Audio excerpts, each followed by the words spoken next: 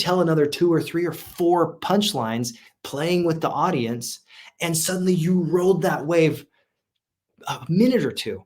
And that's the energy. But young speakers, they try and get that wave. And then before they even get up to the wave, they're like, oh, wait a minute, I have more stuff to share. Don't laugh yet. Just hold on. And they don't give the permission to laugh.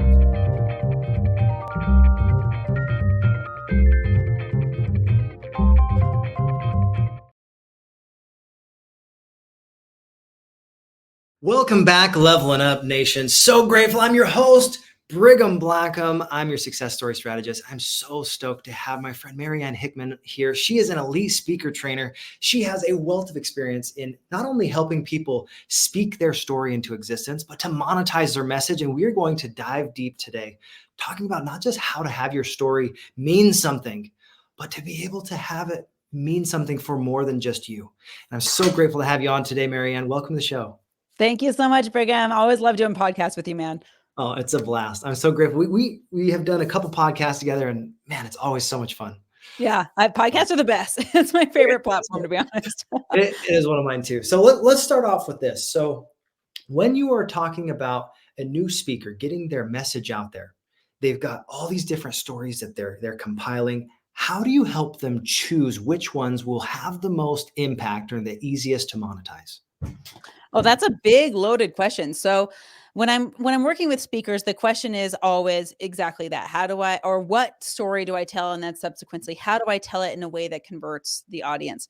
And there's a lot that goes into that. The biggest red flag that I put up before anyone takes the stage is do not share the story if the wounds have not healed yet. You know, like a lot of people say your mess becomes your message, and that can be 100% true. And for a lot of people, it totally is.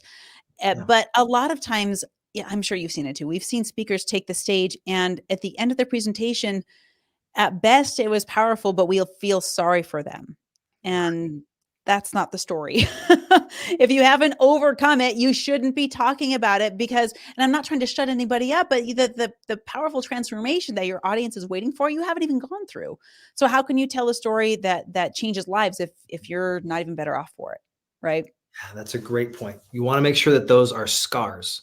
And as soon as you have a scar, you're like, now I can see from the other side a little bit more clearly so that you can also prevent yourself from getting the same wound. Right. Exactly. So another thing. Oh, go ahead. No, you're good.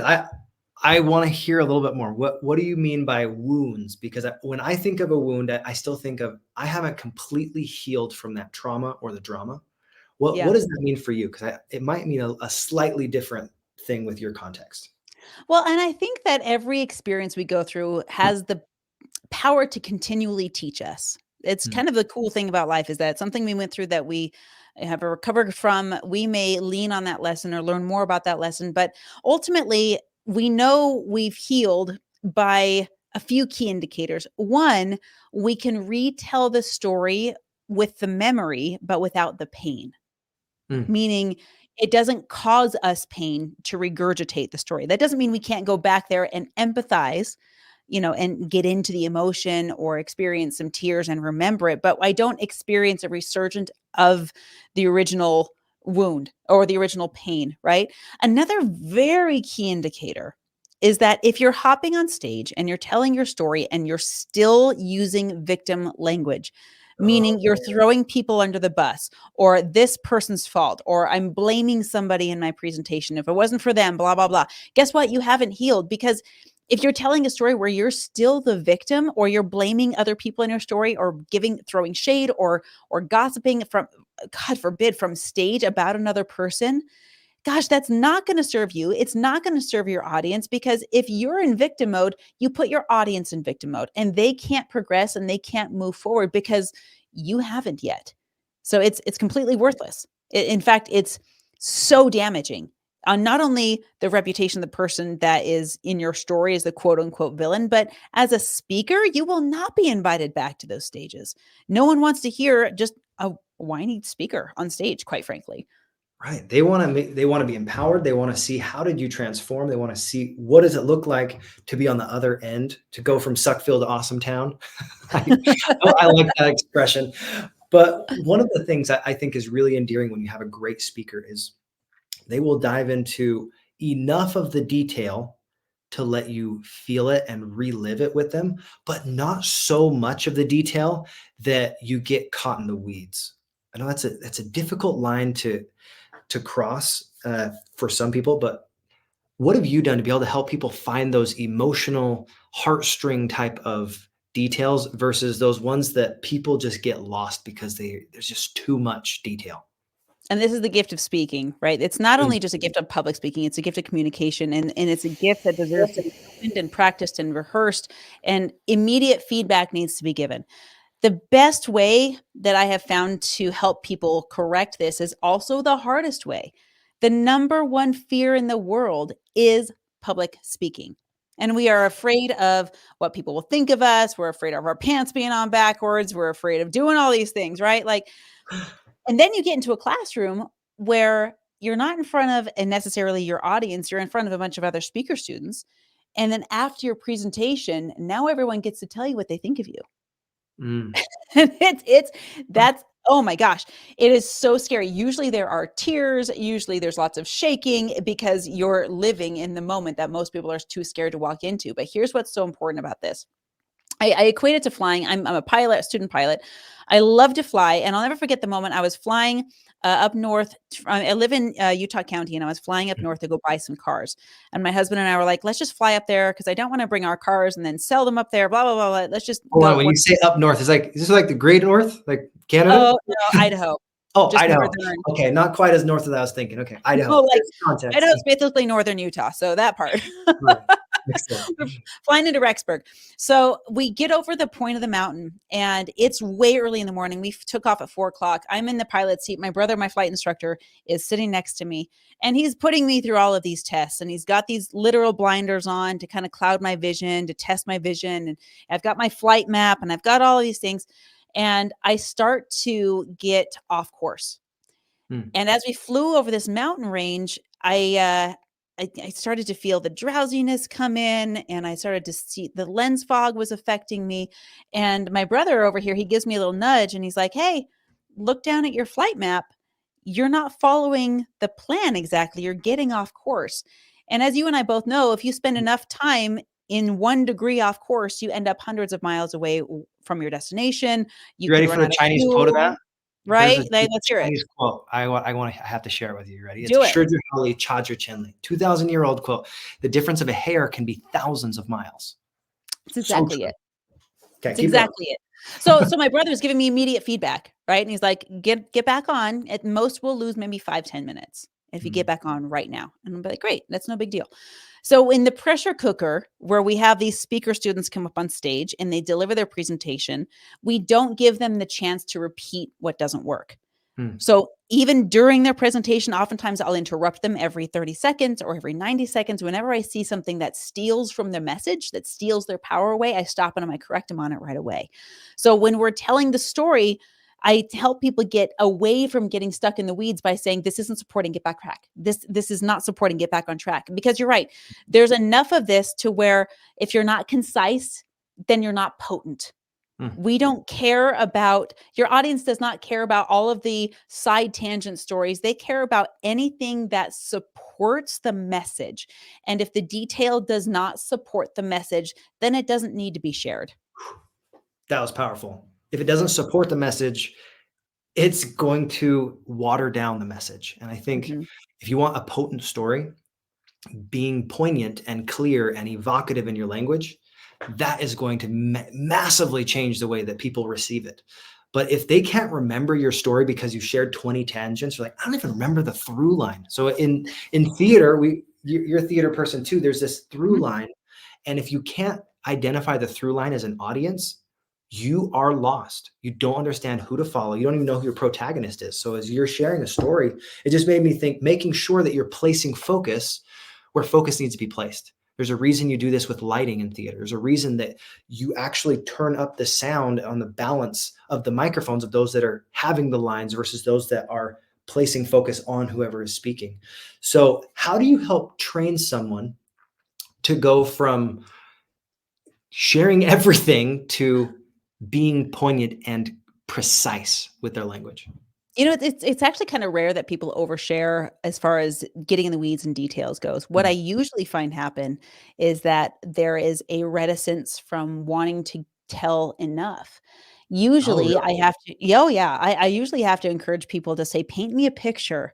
I'm not following you. I can't tell where we're at. I want to go back into the the moment where you fell to your knees and you could feel the carpet fibers on your kneecaps and see the bed in front of you as you depressed your elbows into the cover and folded your hand in prayer, pleading for help and for answers. Hmm. I want to know about that moment. I want to be able to walk into a Bob Ross painting and see every sight that is relevant, every smell that is relevant, feel everything. And just like you say in theater design, there's nothing on stage by mistake. Yep. There's no prop that is there by mistake. And in really good storytelling, like in really good movies, there's Easter eggs everywhere. You don't even have to acknowledge them necessarily, but they're there.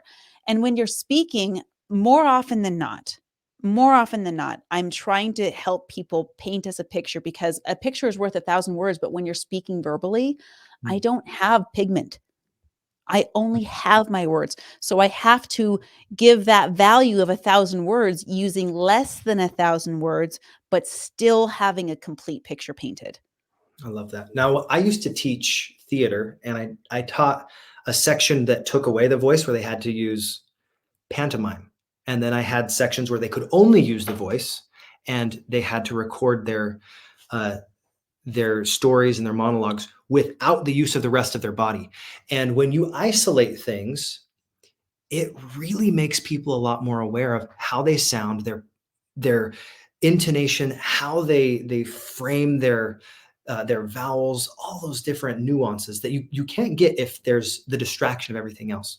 So one of the things that I would love to hear from you is those people that are a little bit distracting with their movements. I've stopped so many people from doing happy feet. You know, you know the happy feet where they just go back and forth. Well, let me tell you a story, and you're just like, oh my gosh, okay, just stand there.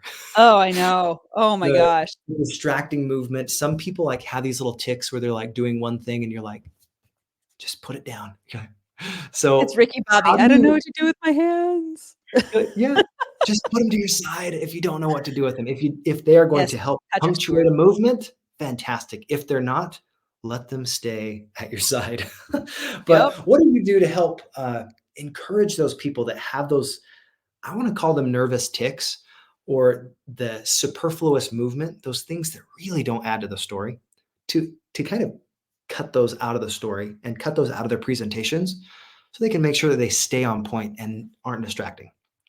Well, it's again, that pressure cooker is exactly where it happens. But I do exactly what you said. In theater, you're producing a message to move an audience. This is the same with filmmaking, and it's the same with public speaking. You're producing a message to move the audience in one direction or another. So I actually do the same exercises. I will film them or have them film themselves, and then I say, watch with the sound off. Watch your body. What language are you speaking? What are you communicating using your body? And more often than not, you're right. These nervous tics show up where I'm shuffling from one direction to another. I'm unconscious with my movement. And if it's so bad, it actually distracts from the message. And Yeah. sometimes you can contradict yourself in your message. If you find yourself saying yes, but shaking your head no, it happens often. Oh, Your yeah. audience is going to subconsciously not trust you because you're not even following your own message. So I have people watch with the sound off and have them go back and revisit the body language. What did this say? I like to show this it's a speaker who was running for office. I think he was at a convention. And I like to turn the sound completely off. And then I run the video right next to a video of a terribly horrendous person from World War II with a little tiny disgusting mustache who was responsible for the deaths of lots of people. And their body language was exactly the same. Exactly the same. And I thought I would never elect this person for office. The amount of anger, the amount of uh, overkill, the amount of dictatorship energy that comes out of this person is totally distracting. And when you turn the sound on, the message is completely opposite. It's trying to be motivational and we are the people and blah, blah, blah.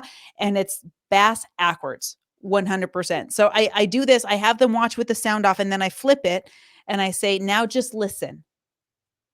Just listen to what you said. Does your tone support your words? Mm. Does it match what you're trying to say? Are you leveraging silence? Are you giving people's brains a chance to catch up? Or are you trying to shove so much content in because that's what you perceive value to be? And you're so uncomfortable with silence that it's fire hosing people and they can't absorb anything. And so they're not better off. Yeah. One of the things that comes to me is a lot of times with brand new actors or brand new speakers, they will try to cram every emotion they possibly can into their into their monologues or into their It's like speeches, and you're like, schizophrenic. okay, you literally lost me because I'm not connecting. But when you can just be yourself on stage, be willing to go there when you need to, and then back off when you don't. There are times to be really big and to be extremely exuberant, and there's also times to quiet down and to let the pauses be poignant. And one of the things I've noticed with young actors is sometimes they need to have that opportunity to pause. And if they don't pause, they have their entire message not land. Especially when, so I used to do a lot of Shakespeare. I absolutely love soliloquies and some of the language there.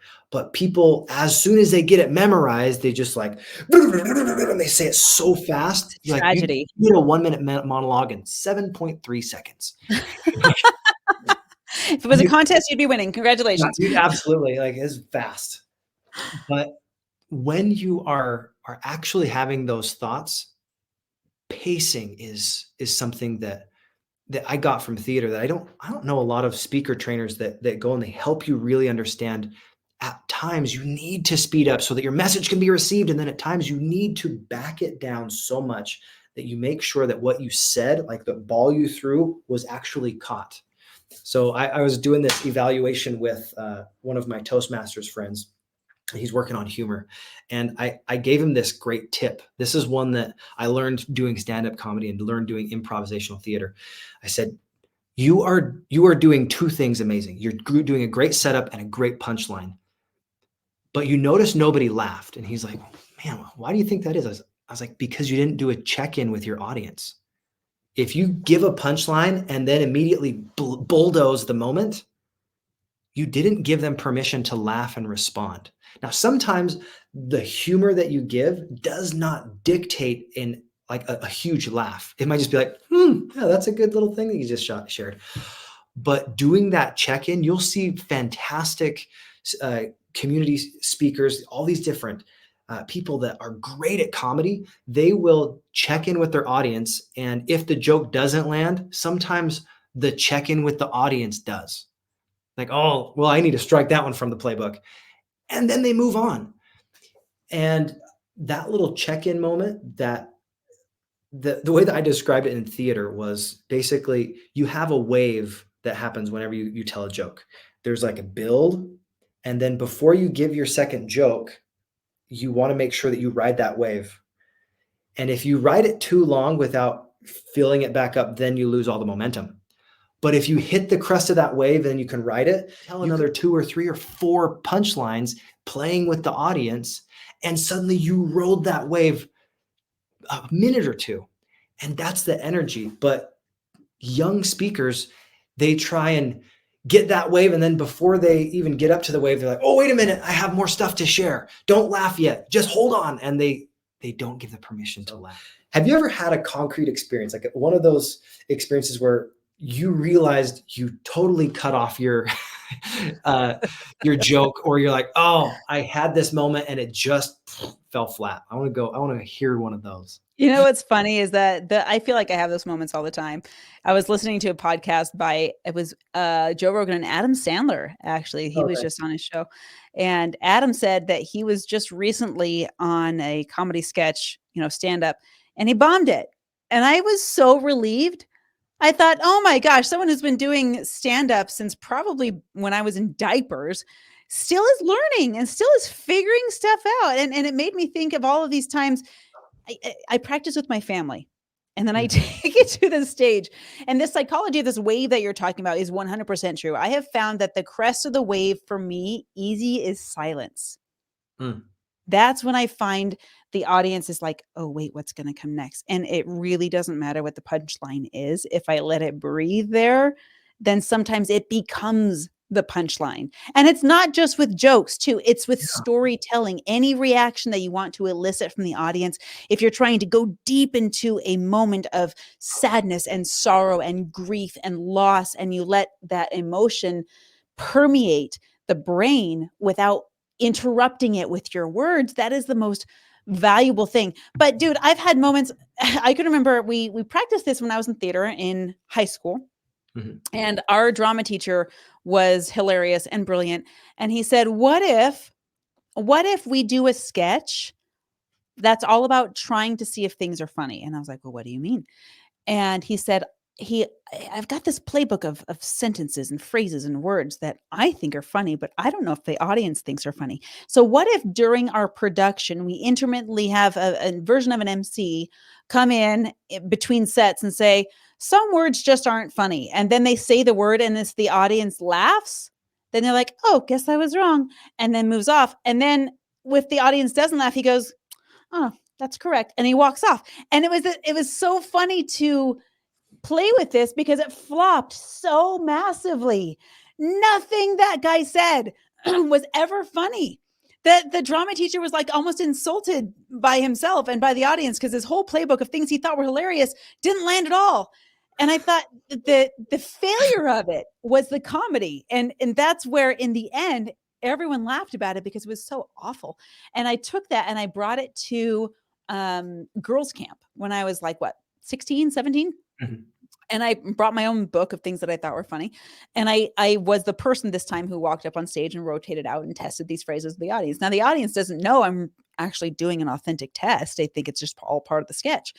And I tried it with a new audience and they laughed their butts off at all of the Mm. phrases, most of them, probably 4 out of 5.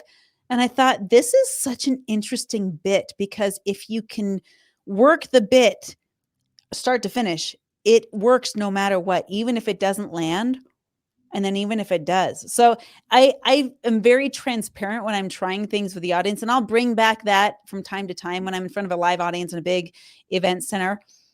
I'll try things that sometimes they work, and I'll try things that sometimes they won't. And the last time I tried something that didn't land, I didn't even remember what it was because I struck it from my vocabulary. Like I don't even remember the story that I wasn't supposed to tell because it just we just stood there and they didn't laugh. And I was like, I pulled a Biden. I was like, well, anyway, and that worked. So it, that's the humanity part of speaking. If you speak with your audience and you interact with them and you watch when they lean forward and you listen for their laughter and you watch when they pull out their cell phones to take a picture and you watch when they're distracted, you can listen to the spoken and unspoken feedback and then pivot in a way to where I don't want to make the mistake of becoming a chameleon. I don't want any of my speakers to do that. I don't want them to become people pleasers from stage. I just want them to speak with efficacy so that their message lands. And when you listen to your audience and listen to how you're received, you get so much feedback on what you should do next time. Yeah. I watched this TikTok video. No, it wasn't. It was a YouTube video a couple weeks ago where these comedians paid an entire audience to not laugh at another comedian's set. It was so painful that I couldn't stop laughing. It was like, and his humor was great. Like it was really funny. And they did the big reveal at the end, and he's like, "You guys are jerks." It was so funny. I don't know if I could take the money and not laugh. I might break. Oh my gosh, it was very impressive. All the people in the audience, I guess, were actors or something because it was that would have Oh, been really wow. tough to not laugh because when someone bombs that hard, oh, it gets uncomfortable. They're gonna So mess with people.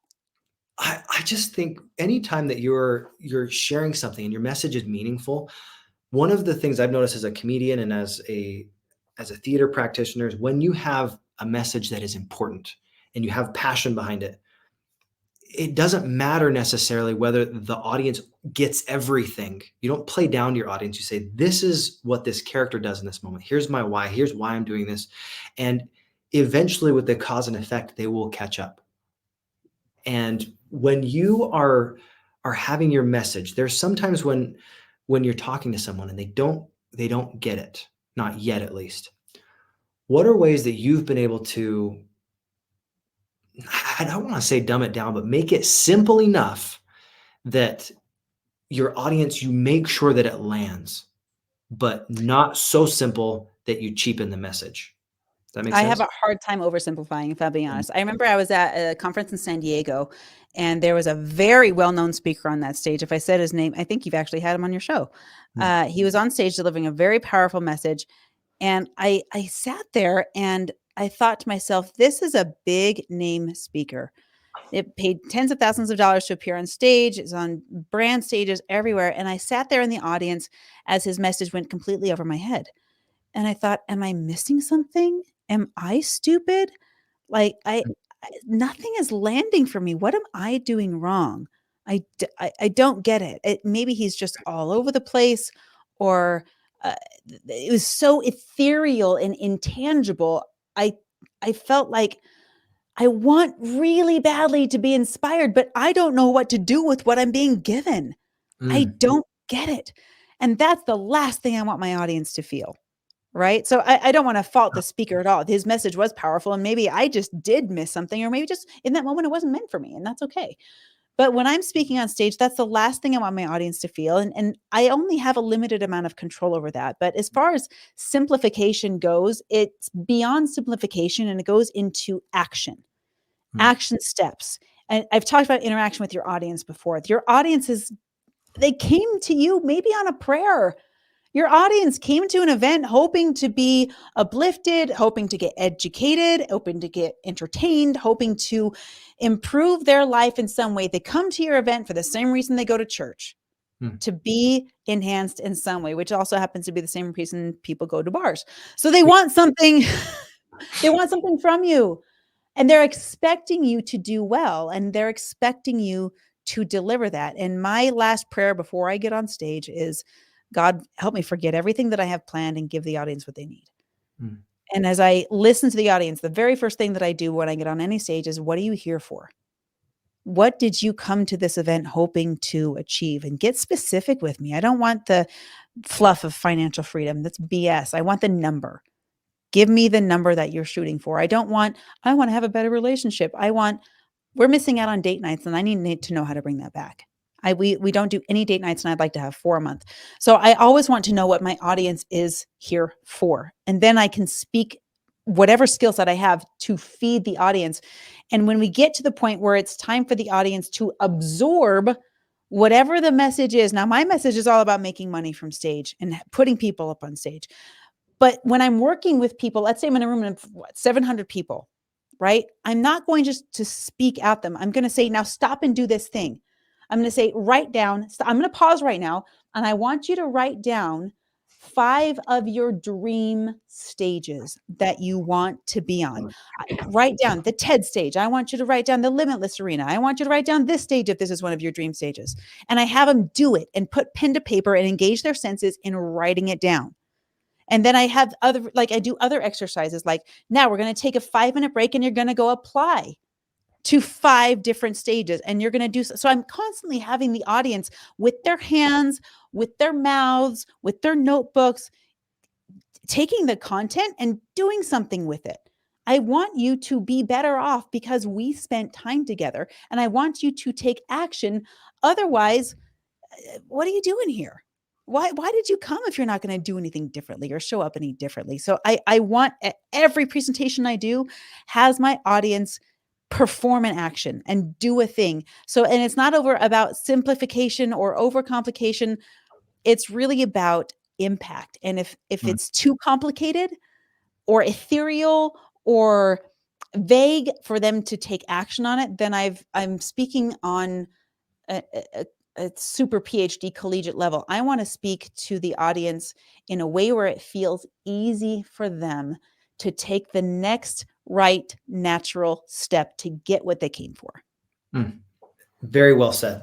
Very well said. The simpler it is, the higher likelihood you have your audience to actually go and do it.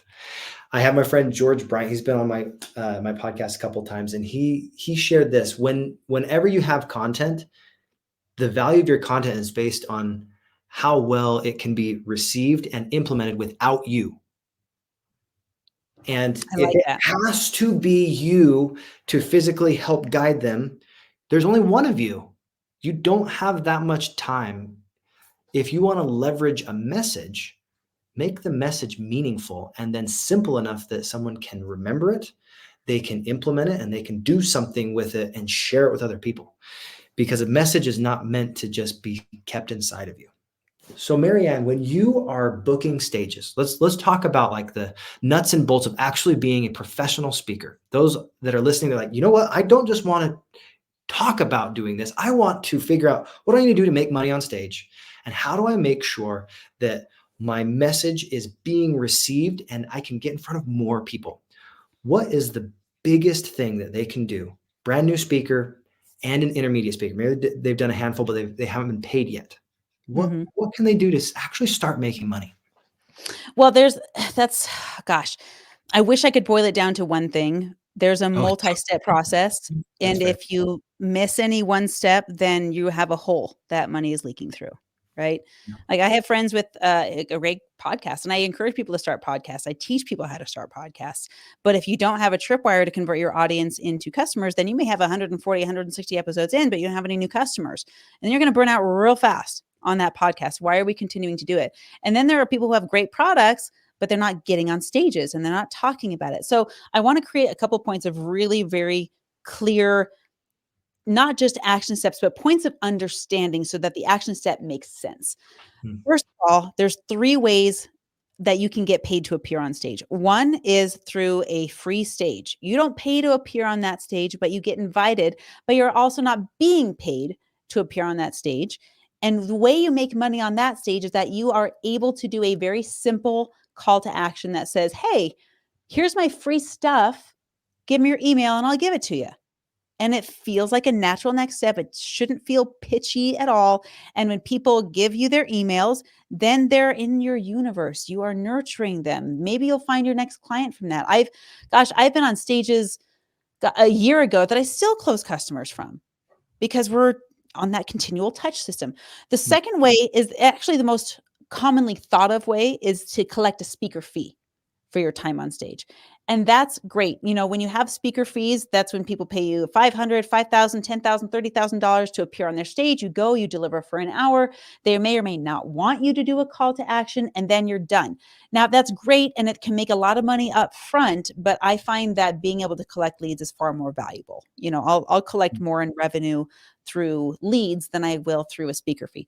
Now, the third way is through what's called a sponsored stage. And this is a stage where you actually pay to be there. And the only reason you would do that is if there's an ROI in terms of credibility or revenue. Meaning, if you had the chance to pay $5,000, but Tony Robbins is on the stage with you, would you do it? Actually, yeah. In a heartbeat, right? In a heartbeat. I was given the chance to be on stage with Jordan Peterson one time, Oh, and it was a $25,000 entry fee, and I wish I had done it because that would have been incredible to leverage that kind of elevated credibility, right? And if those stages you can make them make sense either through a credibility build or you're able to actually pitch a product from stage or do a giveaway and you know the closing ratio and you know how valuable each customer is, you can make that make sense. So those are the 3 kinds of stages. But here's the other missing critical piece that I kind of alluded to earlier. It doesn't matter how many stages you're on. It doesn't matter how many podcasts you are on. It doesn't matter how many viewers or subscribers you have on your YouTube channel. It doesn't matter how many followers you have on social media. If you're not converting those eyeballs into the people that want to be your clients, then you're not going to get paid. And in order to convert, you have to have a natural giveaway that the people want that you are able to exchange for name, email, phone, basic contact information. It's crazy. I've just discovered the power of threads. Have you been using threads at all by chance? Threads? I don't know. Okay, so this is crazy to me. Like, it's blowing up in my pocket right now as we're talking. So I had like 46 followers on Threads. Okay. I know, be jealous, right? So I hopped on there and I was trying, I actually wasn't on Threads. I was on Facebook and I was putting out my giveaway. I've made a half dozen giveaways and I found one that really resonated with my people. So I hopped on Facebook. I said, hey, I've got this podcast database. It's free. You can find your next podcast on it. You can apply through it. I want to give it to you. And I hopped on Facebook and put it out there. Now, what Meta did is that they cross-posted to their own platform on Threads. I had no idea. Zero idea that this happened until my phone started like Threads notification, and I was like, what on earth? And I go over to Threads and this post is there and it's got 60 comments. Now remember, I have 46 followers. And then I was like, holy crap. And I stayed. And if I pulled this up and showed it to you right now, I have it pinned on my profile. This Threads post, and I've done this 3 or 4 times now because I've realized how powerful this is. This Threads post now has 462 comments on that post. I now have 663 followers on Threads. The follower count means less to me than my potential client count because that 463, those comments, half of those are my response, but the other half are new leads. And they're people that said, yes, I want your podcast database. Here's my email. Please send it over. And I just yesterday had a client who paid me $1,500 to buy one of my coaching programs because she got my podcast database. And now we're going to start a podcast and it's going to be awesome. So all of that to say, if you don't have something of value that your audience wants, that they can give you their contact information on, then you will peter out so fast and your stage career will end up in the toilet and you won't make any money doing it. I love that. You have to find a tripwire. I like that phrasing of making sure that you are exchanging value for that contact information. Because as you're building your list, that's really the only thing that you own when you're talking about connecting with people. If you don't have a way to collect their information and then continually add value until they're like, oh, I know, like, and trust you now I'll buy something from you. Exactly. There has to be that relationship. And when you're dealing with new people, if they found you from a podcast, they probably have listened to you enough to say, oh, I understand this. I can do this. But if they just met you, they might barely have enough trust to say, well, give me your podcast database or give me your Levelin Up, your social media thing. That's what my tripwire is. I give people, 36-page ebook that I wrote. Like, oh, okay, yeah, absolutely. And you'll see that in the description, guys. You definitely want to go check that out. It's awesome. But you want to give them a reason to continue the conversation because really that's all this is that you're continuing conversation because all wealth is created through conversation. I've heard this from thousands of different people. Almost any book that you read on personal development, they're like, well, have a conversation with the right people. And eventually the conversation will lead to something. And that something might be money. It might be another relationship. It might be a system that you can apply. And it all comes down to making sure that you're exchanging value for value. It is all about monetizing your message in a way that is authentic. I think it's very authentic to say, hey, I have something of value. Do you want it? No? Okay, no problem. Don't give me your email. If you do want it, give me your email and I'll be happy to share it with you. It's really that simple.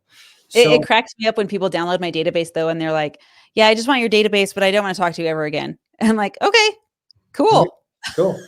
All right. I'm fine. I actually really like the database. Right? I've applied to every single podcast on it. I don't know if no kidding. Yep, there's 217 or so that when I downloaded it a couple months. Oh, we're over 500 now. Yeah, I need to go back over it, but it's huge. Well, I was just trying to guest on people, but I guess I could also go through. I did have one of my guests recently came from that database. So oh, no kidding. Yeah. I met him. His name was Troy. I was like, oh, that's cool. Oh, that's awesome. Yeah, it's an incredible way to network with other people too, because there's a lot of podcast swapping that happens from there. And everyone that's doing podcasting is connected in the way of we're putting a message out to the world, and it's my most valuable resource. And I just kind of experimented until I figured out that was a thing that worked. Yeah. I love it. And you think about the value that you create for people, you create a network and suddenly that network will start to pay dividends. And that's what I love, dude. Huge. And like when you have Paris on your podcast and people are like cross posting, I've had probably, I don't know, a dozen different people cross pollinate from my community. That's what I freaking love. I am so sick and tired of community owners or gurus that are so egocentric that they prohibit members of their community from doing business with each other. It drives me crazy. That doesn't make any sense. Yeah. Ugh. And when you're collaborating, you think about this little team acronym. I've heard it 100 different times, but together everyone achieves more. Mm-hmm. And it's not about competitive capitalism, it's about collaborative capitalism. And I Mm-hmm. think this is interesting as well. I heard this from another friend in my Toastmasters group. They said, as you are getting on stages, that will beget more stages. It's So true. the thing that you want to do is figure out, how do I make sure that I do my very best on the stages that I have? The digital stages, the physical stages. And when you're opening your mouth, you're a public speaker, whether you think about it or not. The more articulate you are, the easier you add value to somebody's life, and you exchange that value for contact information, like you said, with a tripwire, or they buy a book from you. Maybe that is a little bit of a big ask for a lot of people, but I think most people could come up with 5 or 10 pages of their shared experience over the course of their life and write it into something simple that would be of value to someone. Everybody has a story. So Marianne, I know you've done this multiple times with people. What is the tip to help them take one of their best stories and condense it into either a PDF, like a 3, 5, 10 pager that is super useful and like a beginning tripwire? Yeah, so I actually use ChatGPT for this. So this is, and I'll give you guys the prompt that I use, right? So I've written 16 books. A lot of them are mine, and most of them actually, I think 12 of them have been for other people. And this is exactly the process that we do. It takes about 90 minutes, and then you got your tripwire done. So what you do is you go into ChatGPT and you want to tell the computer what it is. So I'm telling ChatGPT, you are a New York Times best-selling author. Right? So I'm going to tell the computer how I want it to behave. And then I'm going to tell the computer who I am, right?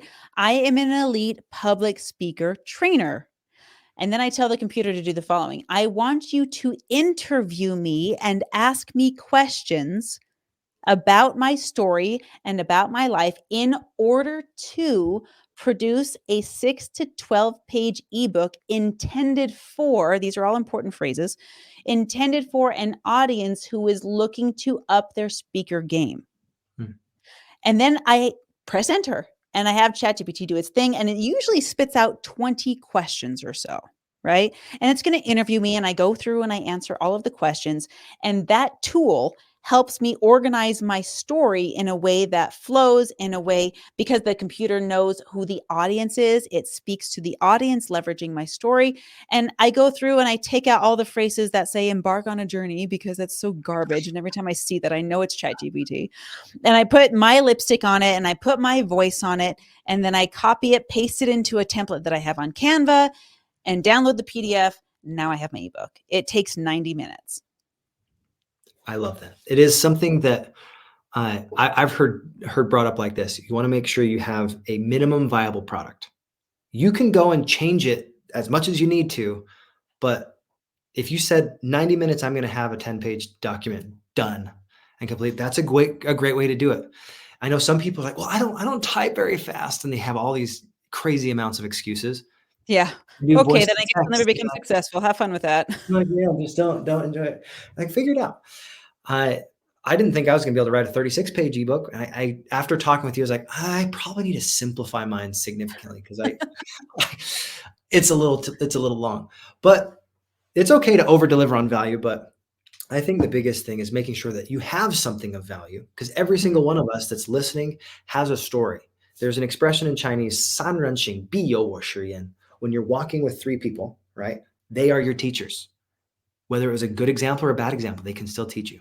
That's a Confucian saying, and it's so true. When we actually open our ears and our eyes and our mouth, and we figure out, how do we take in this information, we can say, that experience, that's something that I want. I'm going to follow that mentor. Or that experience, I definitely don't want. I need to pay close attention to make sure that I don't walk that path.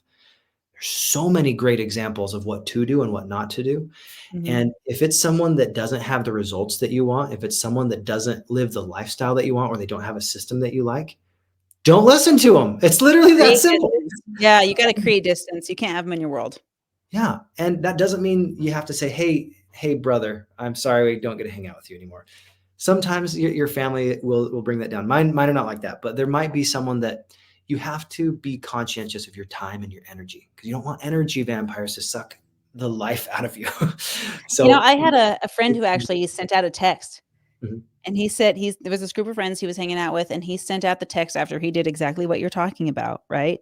Mm. And he said to them, "Do not invite me to beer pong anymore. Do not invite me to garage band anymore. Do not invite me to this. This is where I'm going. You're welcome to come with me, but I can't be in those rooms anymore." So it wasn't about finger pointing or blaming them or telling them that they were bad people. It was just making them clear of where his standard was. And he said that nobody on that text thread responded even at all, except for one guy. And decades later, they're still friends and they do business together. It's incredible. Just making your standards clear first to yourself, Mm. and then being unafraid to share them with the people that are close to you. It's not necessarily going to offend people, but even if it does, if you're not causing offense, it's kind of on them. Yeah. And some relationships are there for a time and a season, Mhm. and some people are there for a reason. And you can either learn from that experience and say, you know what, that relationship, it didn't serve me anymore. That's okay to let some of those relationships kind of go to the side. But if it's a relationship that you want to build, continue to interact with, and one that you're like, you know what, Marianne and I, we're going to be friends for life, because this is something that I really love connecting with you, and you've got the same trajectory that I want. We're all about personal growth. We're all about leveling up our lives and other people's lives. And I'm always like, have my cup filled when I'm around you. But when you're around people that literally will dump out your cup of energy, Bleh. you're like, I need to be conscientious of that. I Yeah. I choose not to be in those rooms. It's like, "Hey, I Yeah. don't do that." Not I can't do that. I could do that, but I don't do that, because that puts the power on you. So in the last moment we have together, what was a question that I didn't ask you about monetizing your message that you wish that I had? Oh gosh, what a brilliant question. I think that it's the question that I hear, and that's not really a question. It's more of an objection that I hear often when I'm posting on social media. I have been experimenting. You're in some of the groups with me that I'm in, and I posted the question recently: if you haven't started your podcast, why not? And the responses that I got were, they kind of made my tummy hurt a Yeah. little bit. Ask crappy questions, get crappy answers, though, right? Like, I'm asking for excuses right here. And I'm hoping someone that didn't give an excuse was like, okay, I don't really have any excuses. I'm going to start my show, or whatever their next goal is. But for the sake of your listeners, I would say that when it comes to, like, your podcast is all about leveling up and taking it to the next level. That's the final thought I would say, is you either get to take it to the next level, or you get to marinate in your excuses. You can choose hard later by taking it easy now, or you can choose hard now so you can take it easy later. You can't have both the excuse of why you're not doing something and the result of having done it. And I think that it just comes down to, if you want to take whatever it is you're working on, your finances, your relationships, your uh, the health that you're experiencing in your life, whatever you want to take to the next level, whatever that next level is for you, you've got to decide, do I want the excuse in 10 years and say, "Oh, I had so little time, I didn't do it." Do you want that to be the reason that you're tired and fat and poor and all of the things that you hate? Or do you want to say, "Well, I just said screw it and I went for it and I took whatever next step was, and I failed a lot of times and I fell on my face, but now I'm so glad I did." You have to pick. You have to choose your heart, in other words.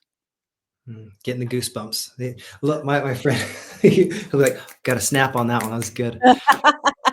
Thank you so much for your time, Marianne. It is always a pleasure to hear some of your experience. I'm just, bottom of my heart, love you. So appreciative Back of at you, brother. your willingness to pour into the audience. And I think that's something that comes with training, but also just who you are, because you want to be the standard that you can hold up. And I think of standard not just as like a basketball standard. Hey, here's where we're at. It's actually like a flag. You plant Yes, your you read flag my in your mind. pitch.